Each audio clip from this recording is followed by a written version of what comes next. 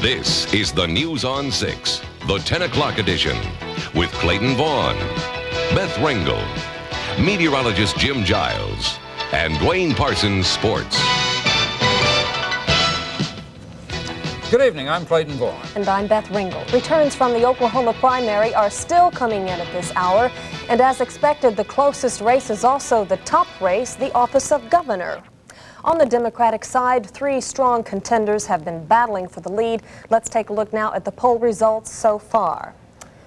And on the board, we are waiting for... Right now, we're going to Steve Lewis, headquarters campaign.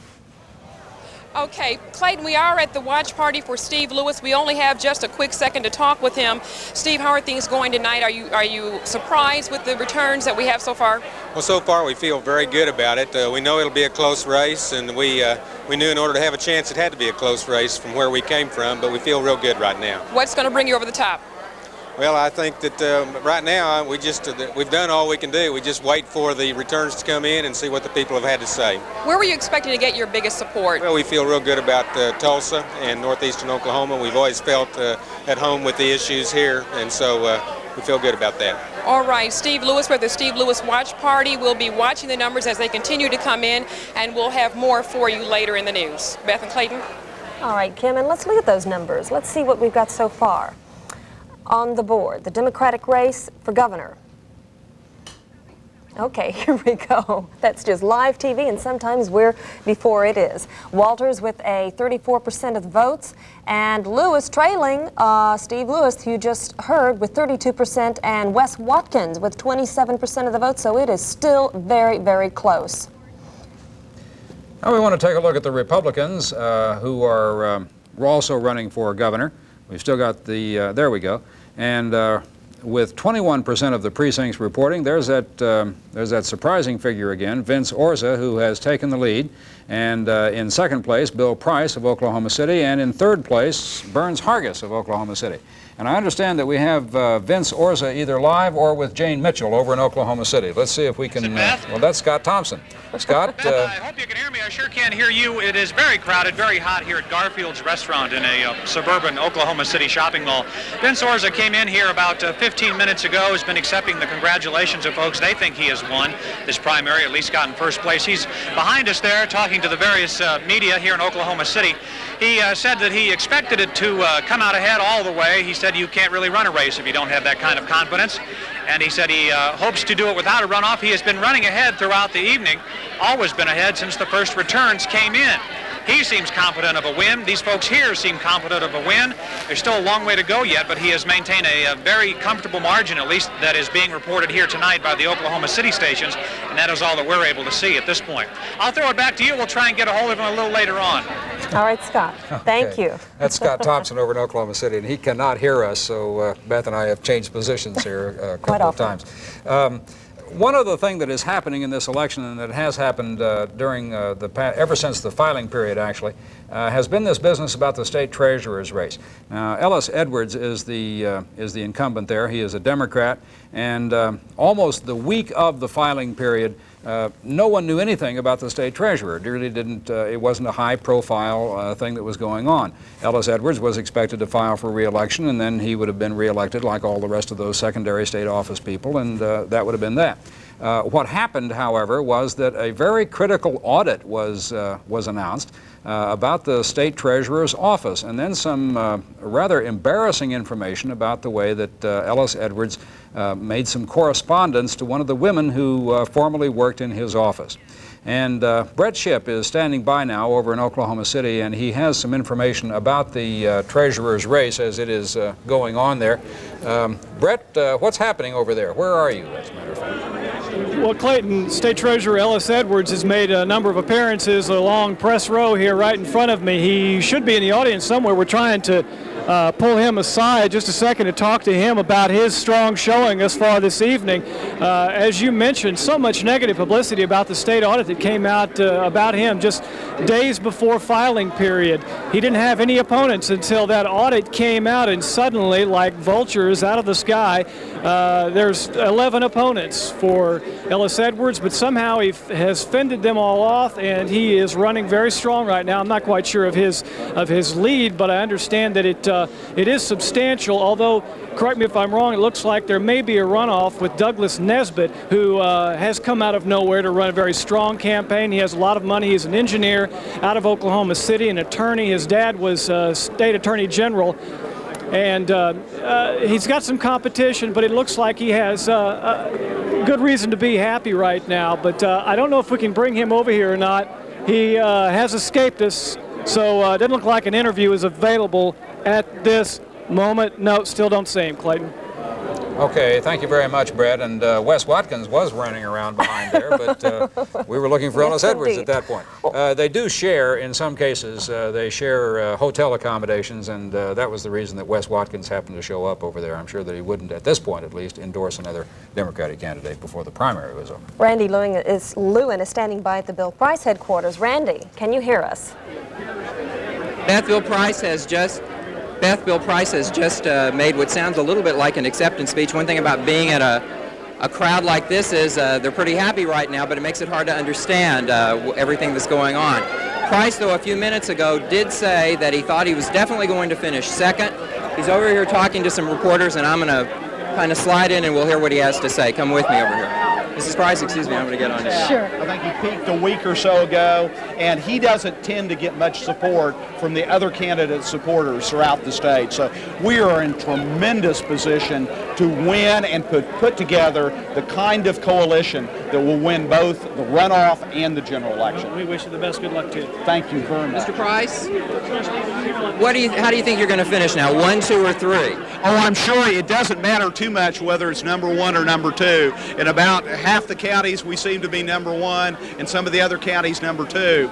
But the important thing is that the supporters of the other candidates, which constitute a significant part of the vote, are all going to tend to go our direction. And do you think you'll actually get the Hargis supporters, the biggest bunch? Oh, by far. We've got a tremendous number of mutual friends. We've had a huge number of people that have said whichever one makes it, the others supporters will support in mass. We are very much splitting the same vote. Now, where do you think the support early came from Western Oklahoma? Is that where it still is? Oh, How are you doing in Tulsa is what I want to ask. We're doing everywhere other than northeastern Oklahoma. We're doing extremely well, either in first or a very close second. In Tulsa, we're holding our own. Okay, thanks, Mr. Price. Good luck in the runoff. The big job at Beth is going to be that runoff. He has a lot of ground to pick up, and he's only got 3 weeks to do it. This is Randy Lewin reporting live from Price headquarters with the candidate. Thank you, Randy. Now let's go over to Vince Orza and Scott Thompson. Hi, Pete. How are you? Clayton Beth back in Oklahoma City with a apparent winner. At least he's been ahead all evening. Vince Orza and his wife, Patty. You have been ahead all evening. Are you claiming victory yet? No, not yet. It's early. There's only a third of the votes are counted. Their precincts are counted.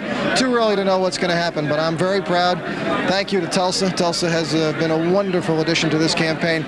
Those folks are serious about education. I'm as serious about education as I am anything, and I want the people of Tulsa to know how much I appreciate their support. Do you hope to win this without a runoff? That'd be great, and if I win it with a runoff, that's great. If I win it without a runoff, that's great. I'll keep campaigning, whether with a runoff. If I didn't have a runoff, I'd start campaigning for November tomorrow. 2 more well-known candidates when this race started, Burns Hargis and Bill Price. How did you pass them? I'm a businessman and I'm a teacher. The state's problems are jobs and schools. I said yes and no to questions. We spent our money well and carefully. I'll spend state money well and carefully. If I can come this far in $250,000 campaign dollars, imagine what I could do with a $6 billion state budget. We'll get more out of this state because we spend money better. A businessman's campaign can fix our state. Where did your votes come from? How important was Tulsa? Do you know where any of these returns have come from? I really don't. I have not had a chance to look at any of the numbers other than the fact that they're up there. I know we've gotten great support from Tulsa, and for that I'm very, very grateful. How do you run a runoff campaign any different from a primary campaign? Are you going to do it any differently? No, I'm not going to run it any differently. Everybody else is all of a sudden becoming a businessman. All their commercials look like mine, and they're all claiming to have created jobs. I'm the businessman. I'll stick to what I am and let the people decide. Any preference if you make it as far as the general election in terms of an opponent? No. I just want my chance to run for governor of the state of Oklahoma because this state, as I wrote in 1986, there is nothing wrong with Oklahoma. I don't care who I run against. That's my message, and that's how I'm going to win. Okay, Vince. Benson, Patty Orza. Congratulations tonight. They've been running ahead all evening. Clayton and Beth, back to you. All right, Scott. Thank you. Scott Thompson over in Oklahoma City. Let's take a look again at this District 2 congressional race here in northeastern Oklahoma to see what those numbers are going to show us now. We've had this race between Mike Siner and Jack Ross during most of the evening, and there's the latest of the boards with 13% of the precincts reporting. Siner is dropping off from his 60%, but is still at 59% of the vote with 41% for Jack Ross. If we have the Republican side of that, which may or may not make any difference because it would be the Republican nominee in this district never does very well, but Terry Gorham of Chelsea is the clear leader there with 64% of the vote, and looks like he will win the Republican nomination in District 2 without a runoff. However, this again is only 5% of the precincts reporting, and this could be just a couple of precincts really, and so there's no real way to tell. Terry Hadley has been standing by in Muskogee during much of the evening, and he is there once again, I believe, at Mike Siner's house. Is that correct, Terry? That is correct. We were told last week this would be just the immediate family and a few friends. Of course, as you see, it's much larger than this now, which gives an indication, I guess, Congressman Siner, of the extra effort you put forth in this race because it's a bigger challenge this year for you. Well, Terry, this has always been a family effort, and the people of the 2nd District have built a partnership with us, and I think it's really paid off throughout the 18 counties. We've called upon everybody to work just a little bit extra this time, and I think it's paying off with the numbers. You know, it's still early, but we're very confident that we're going to win, and we're very excited about it. Okay, thank you, Congressman Siner. Again, Clayton, about 13% of the vote in, with Mike Siner holding 59% of the vote to Jack Ross's 41%. Back to you. And apparently very confident as well. Terry, thank you very much. And we're right in the middle of it, so we're going to take a break, but we'll be right back.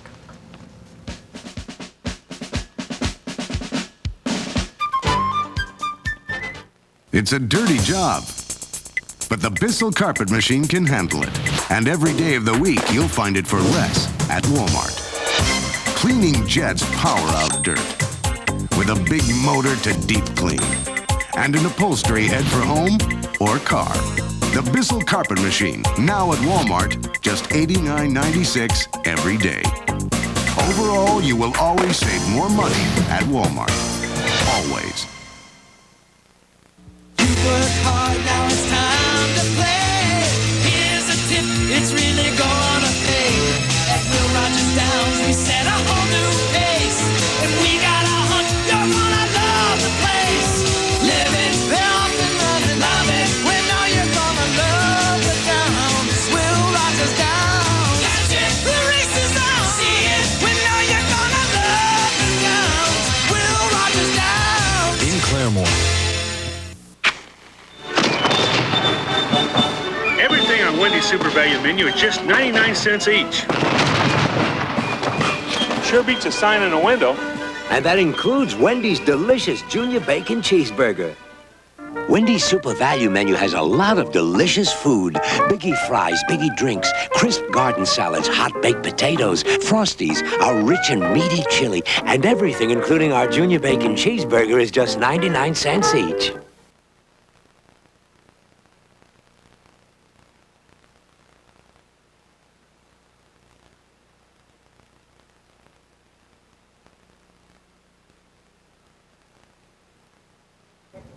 Continuing our special edition of the 10 o'clock news here because of this big Oklahoma primary night. In something of a summary here, we might suggest that none of these races has actually been settled, with the possible exception of the one board that we have not shown you, which is the Democratic nomination for the United States Senate. David Boren is actually running for the nomination for the United States Senate. And the last time that I saw a number on that, he had something like 95% of the vote. He has a couple of opponents, but I don't think the senator is in any trouble. Let's look at a couple of the contests that are still far from being decided, and one of those is for the two people who will go into the September 18th runoff next month. for the Democratic nomination for governor. Right now, of course, the winner, the leader, as you can see by our board here, is David Walters with 34% of the vote, and then Steve Lewis with 32% of the vote. Now, Wes Watkins, who had been considered one by most as the early leader, has 27% of the vote, and he keeps creeping up here as we get another 2 or 3% of the precincts reporting. Wes Watkins is in Oklahoma City, still talking very confidently about rural Oklahoma coming in late on this election night and perhaps overtaking either one or both of the front runners at the moment.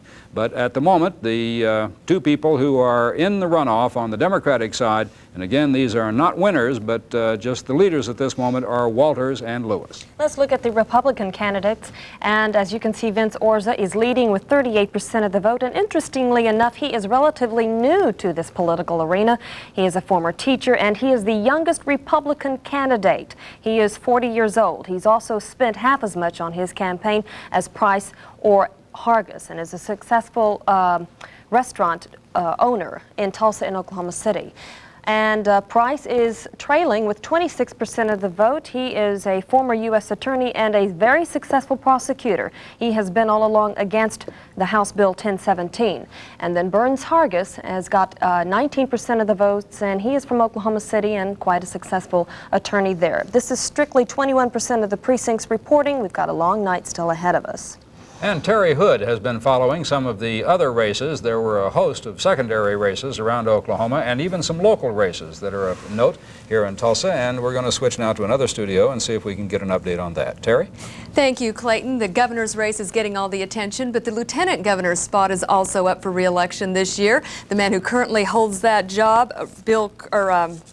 Mr. Kerr, is vacating the seat in favor of running for Congress in the 3rd Congressional District, and a whole host of candidates have stepped in wanting to fill his shoes.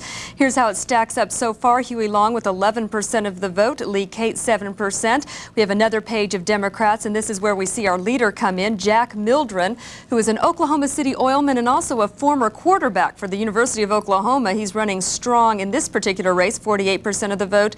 Jim Davis with 20% of the vote. Also have a Republican race for lieutenant governor. Former Transportation Secretary Neil McCaleb so far is trailing Neese. McCaleb with 39% of the vote, Neese with 41% of the vote. This is with 24% of the precincts reporting. The treasurer's race, that's one we've all been watching, of course, the controversy surrounding Ellis Edwards, and I think more than a few people are surprised with how this is turning out. Edwards under fire, a critical audit of his performance in office.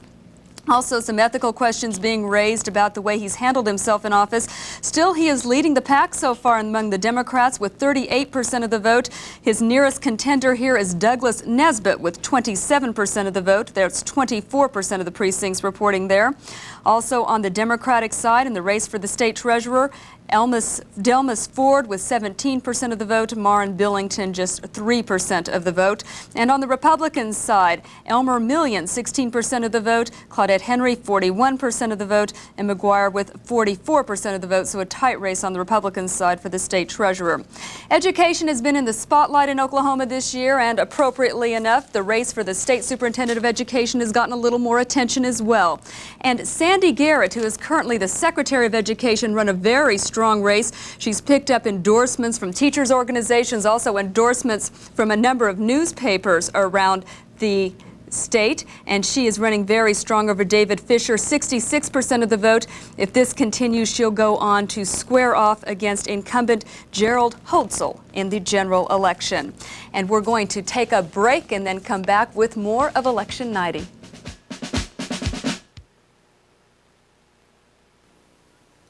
Jay Brophy's Thomasville Gallery's second event summer bedroom sale. The most popular Thomasville bedroom groupings now on sale at a tremendous 50% off manufactured suggested retail, lower than our everyday low prices. Hurry in today. Summer vacation used to mean chores, until my brother and I worked out a deal with our friends. The more they work, the more we let them play. We got Nintendo at Walmart. Walmart's the place for Nintendo. Rescue Rangers or Adventures in the Magic Kingdom, just $44.96. DuckTales, only $42.93. And Mickey Mousecapade, just $36.96. You always save money at Walmart. Billy, take out the trash. No problem. Walmart. Always You're free to get out of the house, and you're free to get out of town. You're free to pick your pace up without being tied down. You're free to leave anytime, go in any direction, yeah, and still stay in touch, 'cause you've got connections. At Southwestern Bell, we have all kinds of ways to help people stay close, even when they're apart. With Southwestern Bell, you've got great connections. Yo, everybody listen up. Mickey D's is having an uptown, downtown throwdown party. What's the occasion? Life, love, and the pursuit of what's truly important, good food. The only present you have to worry about is yourself and your appetite. But hurry, McDonald's regular hamburgers for 49 cents and cheeseburgers for 59 cents don't last forever. Yeah, homie. I said a regular hamburger for 49 cents and cheeseburger for 59 cents. So don't be on the Late Show. Be there or be square. And hey, you know what to wear. Got a tough sanding job? The Black & Decker Palm Grip Sander is so easy to use, you might find it hard to stop. Builder Square, the warehouse with everything for your house. Thompson's Wood Protector. It keeps the weather from beating your wood. As long as you beat the weather. Builder Square, the warehouse with everything for your house. School children in Tulsa are going to be preparing for at least one extra day of summer vacation, a relieving homecoming in Washington for some 47 former Iraqi hostages, and 8 people are dead after killer storms passed through northern Illinois. In the news tonight, Tulsa public school children are getting an extended summer break. School officials announced this afternoon that it's too hot to open the school buildings tomorrow. Teachers seem pleased, saying that children usually have problems paying attention in the heat. They're inattentive, they're fidgety. Most of them are not beginning of school, they wear clothes that's too hot, which makes the problem even worse. Most teachers are counting on a couple of fans in each classroom to keep things at least bearable. School officials say it would cost about $90 million to air-condition school facilities. Superintendent Bruce Howell will decide tomorrow at noon whether school will open on Thursday. Meanwhile, Tulsa teachers have a new contract to start the new school year. The agreement signed today includes the largest pay raises Tulsa teachers have had in at least 5 years. And I think that'll encourage us to feel like we really do have a new start this year, and we can expect some new things. And I hope it's a good contract, and we're encouraged. Officials say the raises range from 5.9% to more than 15%. The contract also includes unlimited sick leave. Teachers will vote on ratification of the agreement next week. There may not be any students at Marshall Elementary School yet, but teachers there have already taken a field trip. This morning, teachers took a tour of the neighborhood around their school. They wanted to see where their students live and shop. The teachers say knowing more about their students' daily lives will enable them to do a better job of helping the children. While the crisis continues in the Persian Gulf tonight, there is possibly some good news for hostages. Iraqi President Saddam Hussein says he will allow all foreign women and children held in Iraq to begin leaving tomorrow. Meanwhile, 47 Americans are home tonight after a long journey from Iraq. They are the wives and children of American diplomatic personnel in Kuwait who were allowed to leave yesterday. One member of the group says their hearts are still in Kuwait, where family and friends at the U.S. Embassy are defying an Iraqi order to close the embassy. But there's some tragic news to report this evening. A part of Operation Desert Shield, the U.S. military operation in the Persian Gulf, has struck disaster. The Pentagon reports that several people are dead after an Air Force cargo plane crashed on takeoff from the Ramstein Air Force Base in Germany. There were 17 people aboard the C-5 transport plane. A spokesman says there are survivors. The plane was reportedly headed to another air base in Germany. Oklahoma death row inmate Charles Troy Coleman may have lost his last appeal today. The 10th Circuit Court of Appeals in Denver denied Coleman's request for a stay of execution, clearing the way for Oklahoma's first execution since 1966. Coleman's attorney has until September 4th to ask the court for a rehearing. Coleman is scheduled to die by injection September 10th for the 1979 murder of a Muskogee man. Dallas authorities have arrested a suspect in the murders of 2 sisters at the Oklahoma State Fair 3 years ago. The Oklahoma City women disappeared from the fair in September of 1987. Their bodies were found the following month in shallow graves in an Oklahoma City field. They'd been shot to death. Police say 34-year-old Richard Henley had been a suspect all along, but a witness has now come forward with the evidence they need to file charges. Florida authorities fear a serial killer may be at work in the college town of Gainesville. The bodies of 2 students, a man and a woman, were discovered today in a student apartment complex near the University of Florida. The mutilated bodies of 3 women students were found in their apartments in the same area earlier this week. Police are linking the 5 killings. Some students are leaving the campus for home, while others' parents rush to the university to guard their children. In Illinois, at least 19 people are dead and more than 100 injured after tornadoes swept through the northern part of the state this afternoon. Some 50 homes and a high school were destroyed. Downed power lines sparked fires in the area, and traffic was blocked by toppled trees. Tornadoes touched down at least 4 times in several towns. Firefighters in Utah are still battling devastating fires there, but authorities believe they'll be able to contain the wildfires by tomorrow night. The fires have killed 2 firefighters, destroyed several homes, and scorched more than 3,000 acres. In Kennebunkport, Maine, the presidential fishing party is talking about the big one that didn't get away. President Bush had to be treated yesterday after someone in his fishing party cast a line and hooked him in the ear.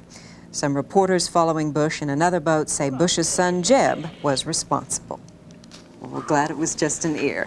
And President Bush is not the only person who's been on vacation, returning tanned and relaxed. Jim Giles, just in time for some typical Oklahoma weather. And no hooks in the ears. Good. I really can't complain. I'm not sure any of us can complain. You know, it's terribly hot, but at least we've avoided the severe weather like they've had in northern Illinois. Looks like our hot weather is going to continue yet for at least another day. It's really going to stay relatively hot through the rest of the week. Let me show you the current conditions and the satellite view. This is the latest satellite with the current conditions over the top of it. Now we've lost the current conditions again. Let's look at the satellite for just a moment. We can see big storms, just 10 o'clock last night. Heavy storms in the lower Great Lakes moving into the northeastern part of the nation. Also, some pretty good scattered thunderstorms over the southwestern corner of the nation as well. Let's put her into motion. And during the course of this tape now, right about now, notice the storms developing in the Chicago area, just to the south and west of them, and just a huge number of severe storms from northern Illinois, Michigan, Indiana, and on through the lower Great Lakes area. So that's where the severe weather is concentrated right now. We're looking at only widely scattered storms over the southwestern United States. Nothing severe there. Cold front to the north, yes, it's going to try to slip our direction over the next couple days or so, and at least bring us some slightly cooler weather, but we're really not going to get a lot of this cold air out of Canada. Let's take a look at our current conditions now around the region on the hour with mostly clear skies around the area. Our temperatures on the warm side generally in the low 90s with light southerly winds. Here's a look at a regional satellite view. We've lost the computer information, by the way, on our currents, so we'll just go on. This current regional satellite view, mostly clear skies over Tulsa. We're just getting a view now, those clouds in front up to the north, slowly moving our way. We're 92 on the hour, 89 degrees in Oklahoma City, 91 Wichita, Kansas, and 87 degrees down in Big D. Forecast highs for tomorrow, hot, 101 degrees here, 101 degrees in the Muskogee area, Stillwater, Oklahoma City, 100 degrees.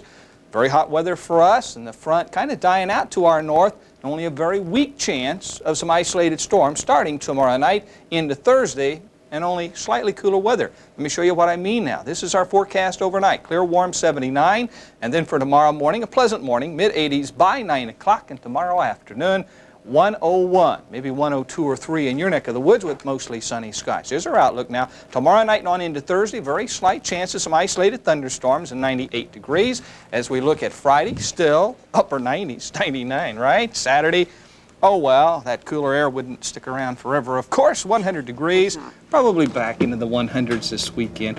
We're still hoping that we'll get a taste of that cooler air, but hey, that's not much cooler, you know? No, it isn't. Are you going to make it after coming back from the balmy breezes? Yeah, I'll hang in there. I'll hang in there. I'll get my stride again, and off we go. Very good. Thank you, Jim. You bet. Dwayne joins us now with sports. Nice tan, nice tan. Yes. While the voters and the candidates sweat out those election returns, those teenage tennis sensations are hitting out in a hot box, otherwise known as the U.S. Open.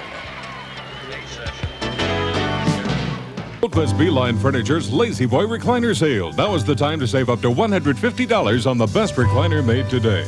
Lazy Boy recliners are known for their durability as well as their beauty and comfort. Beeline offers dozens of styles and fabrics at guaranteed lowest prices. So come see our wide selection of the #1 recliner made in America and choose the one that's just right for you. At Beeline Furniture, where you'll find better furniture at lower prices. Highway 75 South at 111th Street. It's your Dodge dealer's factory-authorized Caravan clearance. Choose from a huge selection of the best-selling minivans on the road, all clearance priced. The 91s are coming, so we're clearing out our Caravan inventory. Get a clearance deal on Caravan, ranked highest in customer satisfaction of any minivan around. A spacious Grand Caravan that's long on luxury. Plus, get $1,032 in package savings on selected Caravan LEs. Bring your title and be ready to trade. Advantage Dodge. See your local dealer. You know, when you got it right, you got it right. Whether you're talking about this, or whether you're talking about the one and only Diet Cola that does it for Ray, Diet Pepsi. You know, nothing tastes as good to me as Diet Pepsi. All right, now who is the wise guy? Diet Pepsi with 100% NutraSweet. Now, that's the right one, baby. This fall on television, don't be surprised if some of your favorite female stars are sporting fuller figures. On the next Entertainment Tonight, find out how Hollywood's baby boom is a growing problem for the producers and crews of primetime series like China Beach, Life Goes On, and Midnight Caller. Certainly, it wasn't something that the producers expected. To show or not to show, that's the question. And you'll get the inside story on Entertainment Tonight. Entertainment Tonight, Tuesday night at 10:30. And we've been looking at congressional races, gubernatorial races, and the like. Let's take a moment and check in on some of the other folks on the run. How about the major leaguers? The Cincinnati Reds still showing first in the National League West. Lou Piniella, the Reds skipper, celebrating his 47th birthday with a win over the Cardinals tonight. Jose Rio with a really nice bunt to drive in Paul O'Neill. 2-1 Cincinnati final in that one. This video courtesy the good folks at Sports Channel. Now, in order to save a little time, we're just going to run through the scores from the front runners. Also in the National League tonight in the Eastern Division, or rather in the West, L.A. over Philadelphia 5-1, a final there, so nothing really happens there. In the East, Pittsburgh loses and the New York Mets win, so the Mets are now behind by 2 games. American League, Boston has already won, Toronto has already lost. As for the West, Chicago has already lost its ball game. The Oakland A's are just getting underway. As far as the Texas League tonight, DJ Dozier with an RBI in the 10th to sink the Drillers 4-3. Now, Stefan Edberg, the stoic Swede, has had a run of bad luck at the U.S. Open tennis tournament, but this year the race is indeed a brief one. The #1 seed just squashed by the Soviet Alexander Volkov in straight sets. It's the first time in 19 years the #1 men's seed has lost in the first round. In the night session, good thing the airplanes have been rerouted around the tennis center. Otherwise, one might have tried to land on center court, mistaking Andre Agassi's shirt for some kind of beacon. Andre beats Grant Connell in straight sets to move on to the second round. And finally, those terrific teens. 16-year-old Anka Huber in the near court, eliminated by 14-year-old Jennifer Capriati. And it appears Miss Capriati has indeed captured the fancy of the young fellas sitting in the front row at the tennis center. Running Razorbacks have lost one of their racehorses. Forward Larry Marks, academically ineligible, will not play for the Hogs this coming season. Finally, perhaps the strangest turn of the day, Ted Owens, former college coach at Kansas and ORU, among others, says he's mulling over an offer to coach at Metro Christian here in Tulsa. That would be the first high school job of his long career. Odd twist for a veteran college coach to coach high school for a while. All right. He wants to do it, though. All right, thanks, Dwayne. This next story may remind us of our younger days. Some 35,000 screaming teenagers experienced the event of their lives tonight in Tulsa.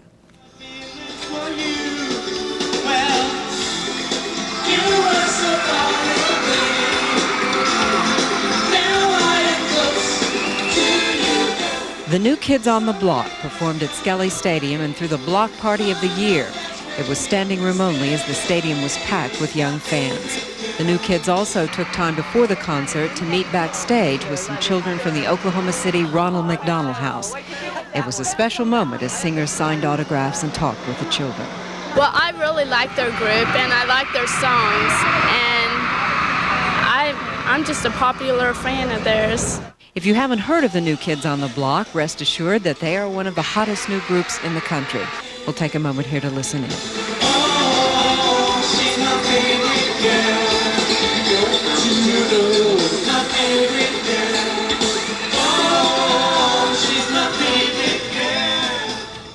The group has sold more than 15 million copies of its first 3 albums, and they were certainly a hit in Tulsa tonight. We'll be back with more election results after this.